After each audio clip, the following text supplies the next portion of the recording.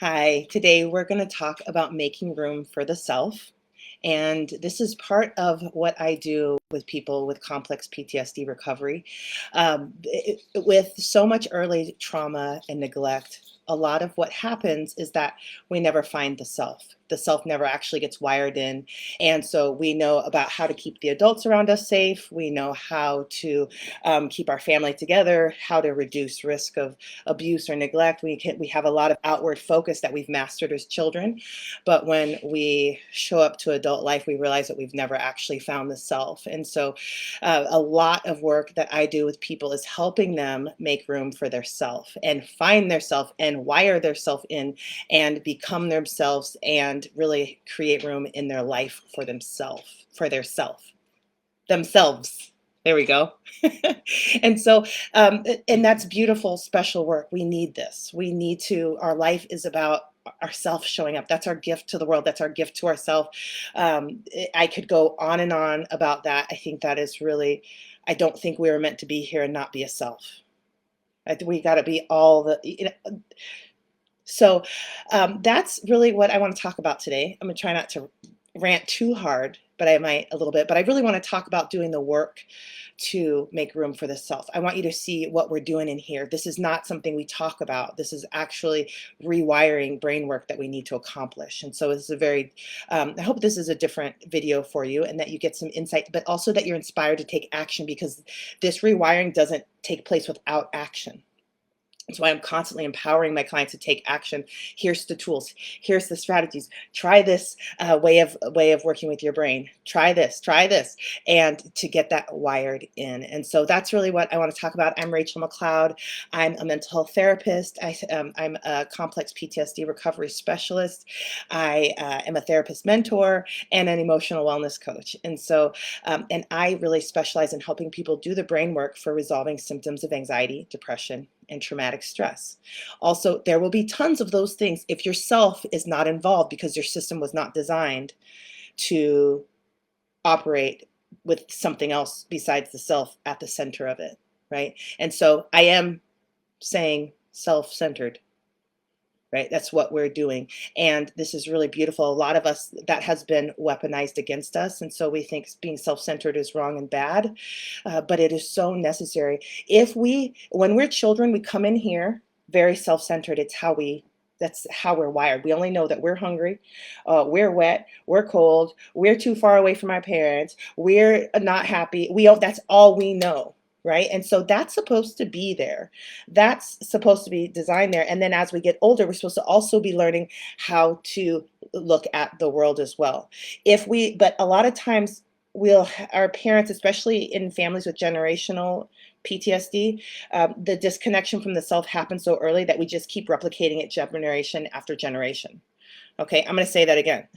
Um, in in generational trauma, we replicate the disconnection from the self over and over and over again. So this is really important to repair. And gosh, it's like one of the new wealths. But we will actually disconnect our children from themselves if we don't know that we're doing this. And if we're not connected to the self, our children are wiring. They're using us to figure out how life is.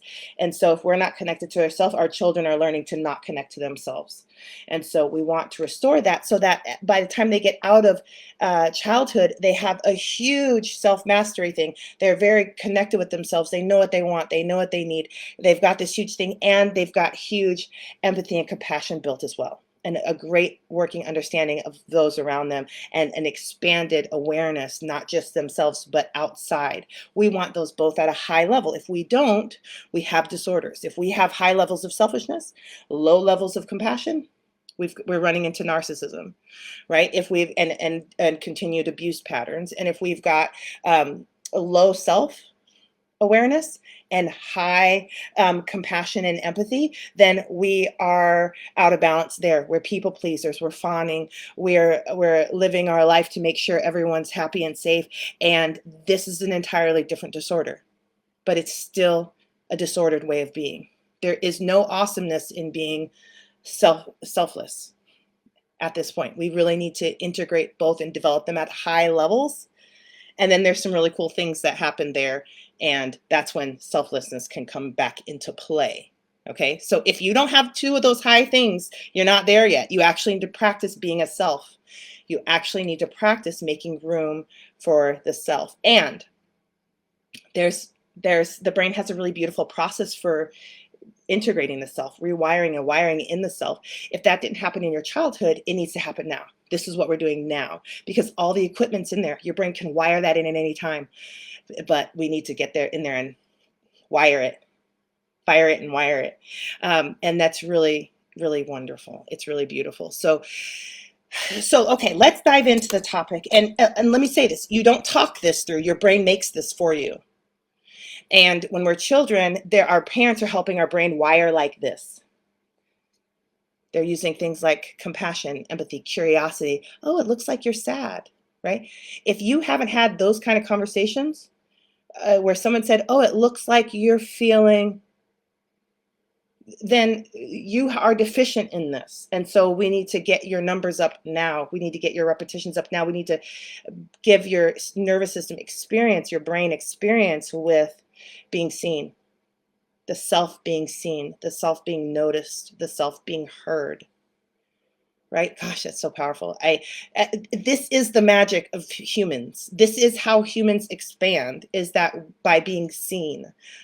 I need to do a whole nother video on that, because I want to just dive into the abyss of that, which is this is one of my favorite parts of this work, is that moment when people can see themselves and they're seeing that they're seeing themselves, and the wiring that takes place right there. And the healing, and it's like 1 minute of work, man. It's like, it's awesome. So, but I'm going to just back out of that space for a moment and make room for the self. Okay, so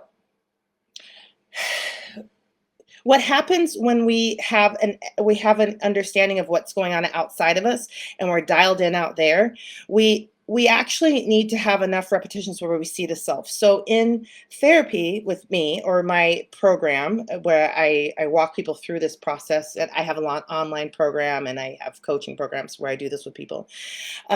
What we're doing is we have exercises that position the brain to look at the self. And constantly looking at the self, looking at the self. In the beginning, this is very frustrating for people who have never looked at themselves, who grew up in childhoods where the parents were not looking into them. The parents were looking at their own stress, their own life, their own needs, their own wants, how you were making things difficult for them, all the things that can happen in those types of relationships and families. So when we position you to see yourself, right? And this is, I ask clients this all the time. I start every session with this. This is called the McLeod opener. And I do this intentionally because you're going to do your reps. That's what we're going to do here. And we start it off and I say, what are you observing about yourself? And this can drive people nuts because they've never done it. Their brain is like, what are you talking about? I don't know. I don't even know what you're talking about. And they'll tell me things like, well, oh gosh, I haven't had one of these in a while. Because now that people are watching my videos, they come already prepared. And so this is already building for them. But they'll say things like something that's not an observation of themselves. And so I'll say, okay, I finished letting them say that. And then I'm like, okay, but what are you observing about you? Maybe they're observing how people around them are responding to them. What's going on at work. Okay, but what are you noticing about yourself? Right?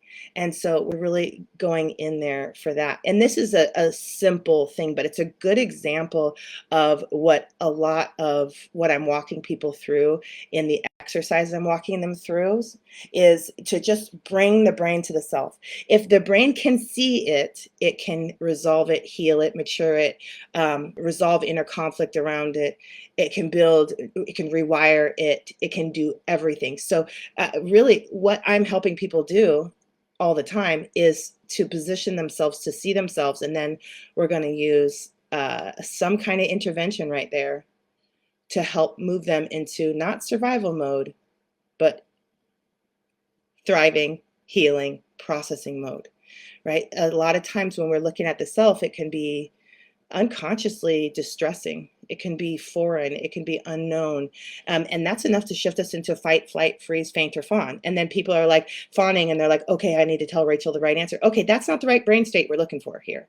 We want that to be over here. And I love it. Let's do it. If we want your authentic response, your authentic brain state, what your brain would really do in that moment. And then we want to switch it over to rest and digest. Okay. And we want to hold it there while we're looking for the self, or while we're seeing the self, or while we're exploring the self, while we're feeling around internally for the self. What's our response to this? What's going on with our body? Where do you feel that in your body? I'm asking that question tons, right? Because I want you to have to take your awareness and look down and in. I want you to look into the self. I want you to look in, look in, look in. Number of times while being in a regulated state. If you're looking in and you're in a fight or flight state, you're going to be fighting yourself when you look in, running from yourself, flee, fawning, trying to please yourself, freezing. Tons of people freeze when they're looking at themselves. It's just foreign. It's not even that it's wrong or bad. It's just brains don't like different. And so different, the brain is like, I don't know this, we could die, right? I mean, it's very dramatic in the survival system. It's for real about keeping you alive. And it doesn't want to take any chances. And so when it shifts to survival mode, fight, flight, freeze, faint, or fawn, we want to gently hold it over into safety mode and relax, digest, process, heal. It's also the process for maturation and mastery and evolution. And so we want to hold it in that brain process mode. It's very simple. We're using the body. We're sending safety signals up, beginning in the body, to get to that survival system. We're not doing it from a top down, talking it through, thinking it through to the survival system. It does that. It doesn't care. The survival system is like, shh, we're above you. You know, they're actually below, but because all the information is coming up, they get it first. So they're like, you are nothing to us, thinking center. So we don't want to try to influence the survival system from the top down. We want to send the signals through the body up so that they get there, and that part of the brain says, oh, it's safe. We can let this information through so it can get processed, as opposed to, oh, we need to react to it and get away from it and fight it. And right. And this creates inner conflict because we want to fight our own self. Right. And then that can be your entire relationship with yourself, where you're just fighting yourself. And we need to break that habit, but we need to support the brain to create a new way of being. What will happen eventually is that the self becomes very much in love with the self, very much fascinated by the self. It's like, oh my gosh, there's so much information in here. And oh my gosh, we thought that they were trying to harm us in here with all that shame. But look what our brain does with all this stuff. It's magical. And there's this whole new relationship that begins with the self. And that's one of the ways we're making room for the self, because then the whole brain is like, self, what do you have to say about this? And that's what we want. And we need to give the brain enough experiences with the self that the brain starts looking for the self. That's so exciting. Isn't that so exciting? And it's like, and so when people have complex PTSD and have never really seen the self and feel like the self is like slipping out of their hands and like, I don't know, and they start to have these repetitions, it's when they're learning that they're actually safe and they're actually good for them and they're actually bringing up this wealth of beautiful information, it's phenomenal. And I've never seen it where, and even self-hatred, like I love some self-hatred running up through my system. It's like, what's going to happen here? Because these emotions are not just emotions. This is energetic data. This is our sensory information that comes up. And it's like, if you really love somebody, if you've been married a while, if you really love them, you have hated them if you're doing it right. That's my opinion. Because hate is just another part of love. So it's like, and yeah, why shouldn't I hate myself occasionally? Like, I hate it when I do this and I hate it when I do that. And it's that report, the body's letting us know, stop doing that, right? To the top of the brain. And that's great information. The top of the brain needs to know what our self hates, because then it'll be like, okay, we better stop that. She hates it. It makes they send up all these reports when we do that. So we should probably reorganize this. That's initiating reorganization in the brain. That's what self-hatred does. And it turns into self-love. It turns into mastery. It's if you have complex PTSD, you are not used to your brain converting negative emotion into health and wellness. And if you're someone who has a healthy process already and you already convert this stuff, you don't even notice the conversions happening. Probably don't even notice self-hatred moving through. It's just wired so well that the better we are with our emotions, the more they're happening unconsciously. It's like how you can brush your teeth or you can tie your shoes without thinking about it anymore. That's a great subconscious program. It's not, we also have subconscious programs that are very malfunctioning and very toxic. And those ones we want to pull up and get processed because we're not thinking about those either. And we're just doing terrible things in our life, patterns, ways of harming yourself and others. And that's built in a subconscious program. Right. And so, but the more aware you are of yourself will say, hey, we don't like this one. And then if you're hearing, your brain will process that and upgrade it. If you don't get this stuff processed, the top parts of the brain don't even know you hate this. That's why people are stuck in toxic relationships for a long time, because their processor is not actually processing. And so while they logically know that they don't like what's going on in the relationship, they haven't gone through the brain process for knowing that this is not good for them and why. And once that process opens up and starts moving, people are like, "Ah, why am I even taking this? Why am I tolerating this? That's not very nice. Why would I say this to myself? And why would I let this, why would I go for that?" And all of a sudden, not only does that happen, but all of a sudden they just stop participating in it. They figure out ways of interacting with it more safely, in corrective ways. And this stuff just unlocks. Brains make this for us. And so this finding the self and making room for the self is so important to health and wellness. And it's just built by practice, by repetitions. Brains will build for two reasons. One is because we need it to function and survive life, right? It's like we have all this wiring for breathing and heart rate and digestion, but our brain will also wire for experiences. If we've experienced something enough, it says, oh, since that's going to be here, we better build something for it. And it doesn't, if something happens once, it's a one-off chance. The brain's not really that impressed. So, but it happens twice. The brain says, something's interesting. 3 times. Now it's like, oh, okay, this is a thing. We should pay attention so we can build healthy ways of being here. Right? Now we're doing a 4th time and we're doing healthy things here, like connecting with the self. And we're making room for the self in the inner world. And that's going to show up very naturally and easily in the outer world. That's how we make that happen in the outer world, right? If you've got complex PTSD and there's no room for yourself, you don't know this, right? But it's really, we make it in ourself. We start hearing ourselves. We start seeing ourselves. We start getting all that rich data up into our whole brain, not just in our survival system, where it's making us reactive and fight, flight, freeze, faint, or fawn, and rigid, or chaotic and loose, right? We want to get to the top of the brain where it's actually creating adaptability, high function, creativity, all the good stuff. Okay. And so, but we got to get that self up there, and then it starts coming out. And this is what's fun for me also, is that as people start working with me, they come back and they say, oh, I'm doing more. I was doing this inner work and I'm doing more. I'm going to the places I was afraid to go before. I just did it. Or I showed up for my daughter in a way where I was grounded and mature, and I was really proud of myself. Like, I've been trying to be that person for a really long time. And it's like we do these exercises, and here they are, because their brain is being informed by the self, what your goals actually are, what you'd like to be, who you'd like to show up as. That's all in the packaging of the self. If you can't find yourself, you can't find your goals, your desires, your authentic needs and wants. So your brain can't find it either.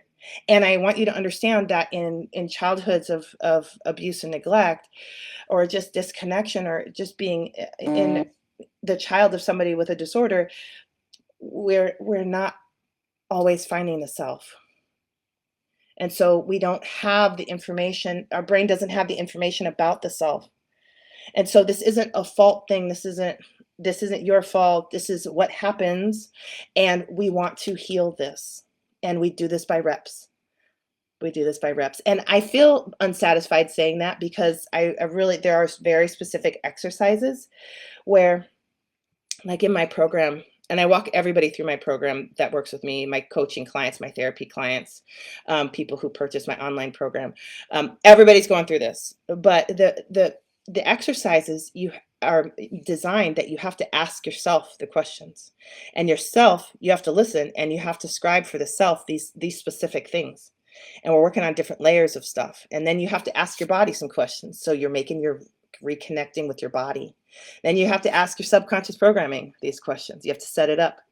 And you have to listen to yourself, listen to what's really in yourself, what's there. And then we're processing it. We're sending all the information. We're grabbing it. We're calling it out. We're grabbing it. We're putting it up to the top. That's it. But there are exercises you can walk yourself for this that have to do with gathering information from the right parts of you and knowing what to do with that information. Like our thinking, right? Some of us believe all of the thoughts in our head. That's not necessarily for believing. That's actually, we can grab that and get it processed and get it upgraded. There's lots of things happening. Like there's things in our body, like a racing heart. That means things. That's your heart sending tons of communication up to the brain. But if it just triggers survival mode, it's not getting there, and we're going to have to do it again. The heart's going to say, I didn't get it. Let me send that message again. Oh, and now you got racing heart again. And then it didn't get through because your brain responded and reacted and ran away from it and pushed it back. And now it says, okay, let me send the message again. And this is our own communication system. It needs to function well. If the heart wants to talk to the top of the brain, we need to support that until they're great at making that connection. And that takes practice and wiring. So we're going to support the process. The brain's going to go into fight or flight. We say, hey, come on back over here.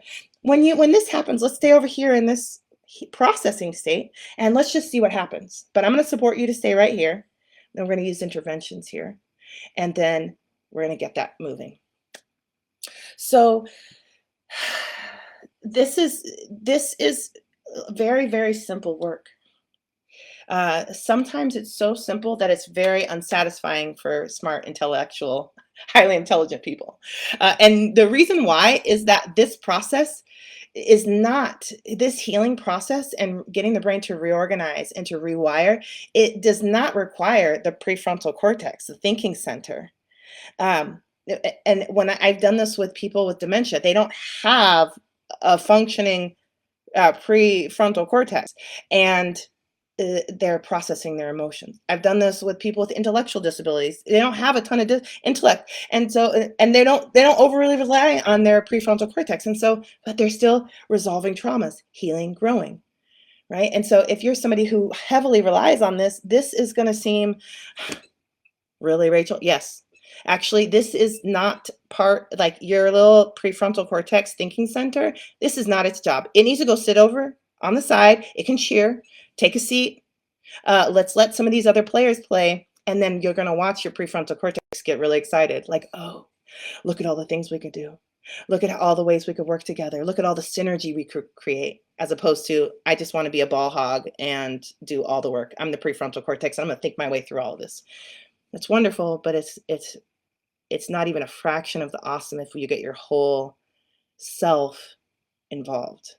And there's many different parts of the self, but I'm just rambling about things that I think are fun. I'm going to look here at my notes.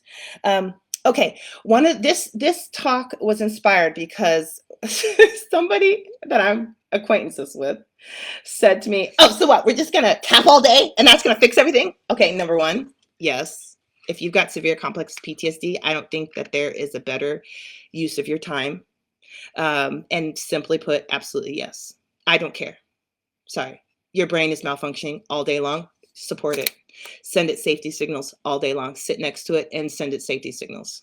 Try that for 2-3 days. See what happens. But regardless, that was my initial response inside myself, and I'm just sharing that publicly now. But the second thing was, I just really sat with that, and I'm like, I want to explain what we're doing. And it's not just tapping. It's like, right, there's several different interventions. You find there's tons. You find which one that works consistently for your brain to move it from fight or flight to rest, digest, process, heal. And you use that a lot because you want your brain in this mode. You don't want your brain in this mode. That's why there's a problem. You want to flip, you want to flip, you want to flip. But really, when it's over here, and the person's question was, how is this going to change my life? It took me a long time to get this, but I want to see if I can verbalize it. Um, in that space where our brain is malfunctioning, let's say that we're shutting down in conflict. We're having a conflict with our boss, our loved ones, somebody, and we're just shutting down. That's a lot of stuff in there. There's a lot of stuff in that space. It looks like emptiness, vacancy, a black hole, nothingness. It's not. We've shut down because they're starting to move data through your system that your survival system is reading as dangerous, and it's shifting into fight or flight, and it's shifting into the survival mode it's choosing is shutdown. So, and I just want to say it like this. That's a lot of material in there. Your brain doesn't just choose fight or flight for no reason. Even if you don't know what the reason is, there is still a reason.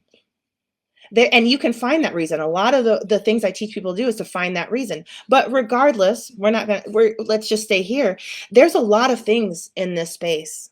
But when we encounter that moment, if we can get ourselves positioned right in there, and there are tons of tricks for this, in this place that is full of unprocessed material, that is creating what looks like and feels like shutdown. What we want to do is we want to get in there and we want to get ourselves in rest and digest. And they're going to just take all this information out and they're going to work it here. This is the letting go process. After they get all this stuff processed and understood, they're going to say, oh, this is wackadoodle. Oh, this doesn't belong here. Oh, this worked for us when we were 3 and 17, but it doesn't anymore. Okay, we can set that. We can get rid of that. We have better things now, right? This is the process of sorting and sifting and releasing stuff that's no longer serving us and holding on to stuff and making higher ways of being, right? And so we want to shift into that space. And what happens in that space where all that distress was, it becomes empty. It's actually, it felt empty before because it was shut down. That's not emptiness. That's pain. That's a pain response. It's full of pain. And we're pulling all that stuff out, and this becomes a very neutral spot. And what is so wonderful about this neutral spot is this is our goal. We're trying to help your brain create this neutral spot. And what's so wonderful about this is that it will be the first time in decades, maybe ever, that your brain got to get in there, walk around and be like, there's nothing in here. What are we going to put? And if you've got a connection with yourself is going to be involved in this conversation. And this is going to happen unconsciously. You don't get to come to this party usually, but it's empty. And the brain is like, what are we going to build? What are we going to plant? What are we going to grow? And yourself is going to have some desires and it's going to start planting those in there that your brain will then take care of and water and grow. And pretty soon you will see something very phenomenal come out that is yourself. It is an offshoot of the self. It is an expression of the self. And it will be the first time your brain got to do that in that space. And that's what's important about the neutral stuff. And that's what we're helping people do, that we're not just tapping, we're getting stuff processed. We're clearing stuff out of there that shouldn't be there anymore so that we have this place where you can plant what you want. You can plant the seeds in your life that are yourself. Your little self has room to grow. That's what we're doing in this spot. That's what's so awesome about this. And brains automatically do this. Brains are trying to create and reclaim all this stuff for yourself to come through. And that's in these relationships that we want to have this deep connection. You can't have deep connection without the self. Who are they connecting with? Where is the deep connection going to come from? I don't know why I have my headphones on. I just realized now this is how I do my therapy sessions. But I do not need this for a live, but we're here. So, but like what's the self? Who is that other person having a relationship with? You haven't found yourself, so you're not giving them you, right? This was a big bummer to me. I was like, oh, it's like, give yourself. I don't know what I feel here. I don't know what I know here. I need a moment to go find out what myself is saying. I'm offering lots of things. Not very much of that is the self. and it's not intentional sharing of the self. It's accidental. It's like, oh my gosh, that happened. That was really cool. Yeah, yeah, we can make that happen consistently, intentionally, and masterfully. We can be masters at sharing the self and making self to self connections. That's where it happens. This is what we want to do in parenting. This is what we want to do in our romantic relationships. And it's the self wants to be seen. And I'm going to tell you, if your self has never been seen, it does not yet want to be seen, but it wants to be seen. It doesn't want to be seen, right? That disorganized attachment style. I want it. I don't want it. And so we're helping it through that. We're processing all of that out of there. We're focusing in on there, and we're getting your brain to stay in a regulated state. And so the other healing team is getting in there and getting the pain processed, and the data analyzers are getting in there, and they're like, ooh. And pretty soon you have that cleaned up, and it feels safe to have connection and for the self to be seen. This is a process, but it happens quickly. I can't tell you how many clients I've had that couldn't be hugged by the people they loved the most. Their body couldn't tolerate it, and all of a sudden they could. And now they're getting all that love that they want. Or they couldn't have these deep, revealing conversations. It was too scary because they have histories where intimate conversations were violent, emotionally damaging, and used against them, and all this stuff. And so in the present, even though they may have someone now who's not doing that, the nervous system hasn't gone through its process of realizing that it's safe now. All that stuff's in there. So we're getting in there and processing that stuff out, and we're making that neutral space. And that neutral space is like, I think we can do this. It'll be fun. This is what I want. And look at all this. Look at how safe this other person is. Reality, not past, the present, that we're getting the brain to present, and it's reading the data and responding to the present moment. That doesn't sound very cool. With complex PTSD, that is the cool. When your brain is present and it's not just processing all the back stuff and the past and all those lived experiences that haven't been fully processed, but it's just in the moment now, and it's seeing all the safety and the connection, and you just feel free to connect like that. Powerful. That's really what we're doing here.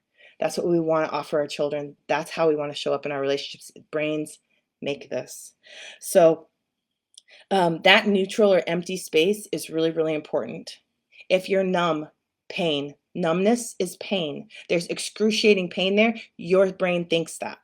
You're like, oh, it's not a big deal. Fine. Your pain neurons are firing astronomically off. If you have numbness, that is pain. And if you've got pain, that's pain, right? If you've got happiness, that's not pain. We're good there, right? So, but and if we've got happiness in a space that's not really neutral, something awesome has been built there by your brain. And so we can use some of these things as markers. That's usually the case. Okay. I've done it.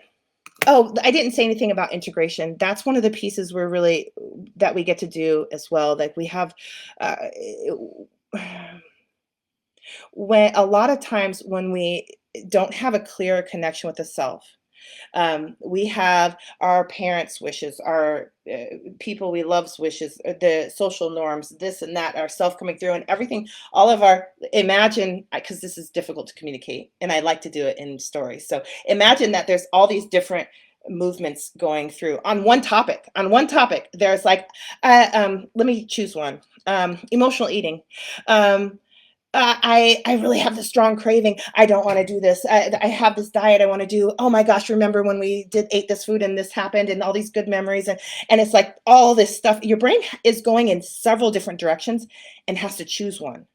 If we're integrating, if we're processing, if we're helping the brain shift over here in this, the brain will start to gather all these things up and figure out how they work together. And then also the self comes in here and it's like, okay, self, what do you want?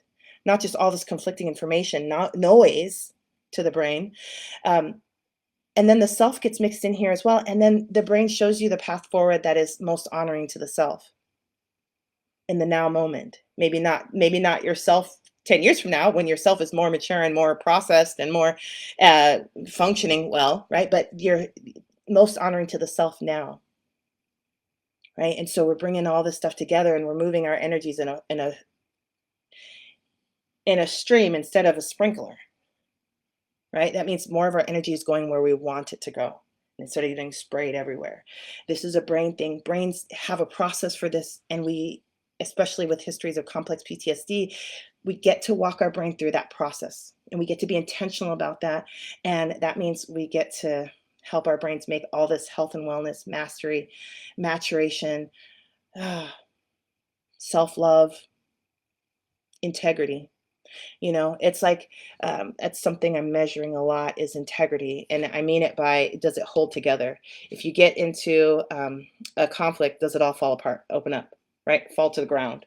Or if you get in contract, can you stay as yourself? Can you stay as a united, integrated self? And so that's really what we're working for. That's another piece of really making room for the self is, can your self show up? Does your self have enough strength and integrity to show up? Sometimes the self gets fractured in childhood, right? So it's like something happens and we split into all these parts in conflict with another.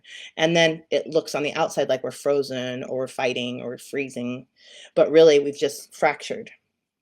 Could we stay an integrated self? And that's part of making room for the self. That's I think that's a little tangent, a little step to the side, but I think it belongs here. So, okay, so this is the deal. I think that we're on the same page that the self is important. The self's got to be here, and we have to actually do the wiring work for this. And so, and we're also, I think we're on the same page that it's really important to shift the brain into a healing state, into a processing state, the state that makes that integration, the state that makes the pain processing and the healing and the maturation and the growth and the synergy. And really, I want to invite you to try 3 of my favorite interventions for this. They may not all match you. Your nervous system is very different. You're unique. These are the 3 that I've found work the best. And that have helped, have been a fit. One of these 3 have been a fit for about 98% of my clients. And so I want you to try them. I want you to grab them. I want you to try them. I want you to see if you could see your brain switching over. I have a video in there to show you what you're looking for. There are signs you can see to see your brain coming out of survival mode, and it should be quick, 30 seconds to 2 minutes. So it's a little instant gratification-y. That's why I stuck around with this style of working with the brain. And so you'll see for yourself, you'll feel for yourself. And so you get to trial it. You get to see which ones work. If you find an intervention that works for you, grab it, put it in your pocket. That's the one you're going to use to support your brain a lot. If you have 2, great, you have 2 options.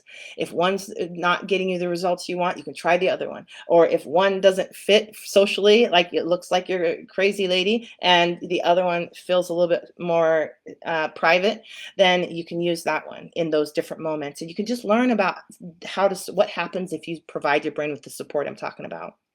And so I have a free program called Interventions for Inner World Transformation. That's where I'm sharing those 3 free interventions that I want you to get your hands on and play with your brain. When you find 1 or 2 that work for you, just 1 is enough, then I have a program, a roadmap for doing this work that I'm talking about today. This is absolutely one of the side effects of the work in the program, because you have to connect to yourself to do this program. And so, yeah, that's just a roadmap I developed to help people move through quicker and to empower people to do their own work. So that's inner world transformation. All of that, I have the links in the description part of this, and wonderful connecting with you. And I invite you to subscribe to my YouTube channel, like me, follow me on Facebook, and I'll see you around. Take care. Bye.